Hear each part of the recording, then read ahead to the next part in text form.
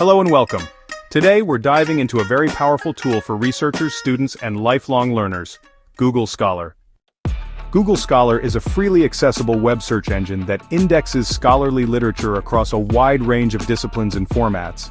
It was launched by Google in November 2004, and since then, it has become one of the most widely used platforms for finding academic information. But what exactly can you find on Google Scholar? Well, it includes articles, theses, books, conference papers, preprints, technical reports, patents, and even court opinions, from academic publishers, professional societies, online repositories, universities, and other websites.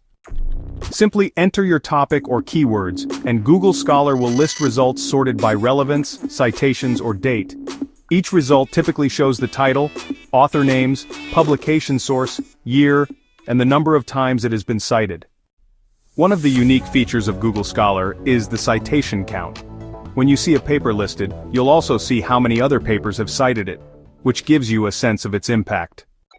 You can even click on Cited By to find newer papers that reference the original study, helping you follow the research trail forward. Google Scholar also lets you create a personal scholar profile. Researchers can build a public profile, track their publications, monitor citations, and calculate metrics like H-index and I-10 index automatically. This is especially useful for showcasing your academic work, applying for grants, or preparing for academic evaluations. And if you find an interesting paper but can't access it directly, don't worry.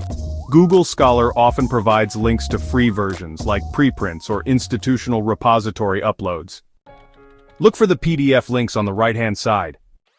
In short, Google Scholar is an incredible resource for discovering and tracking scholarly information, free of charge. However, it's important to remember that not everything on Google Scholar is peer-reviewed.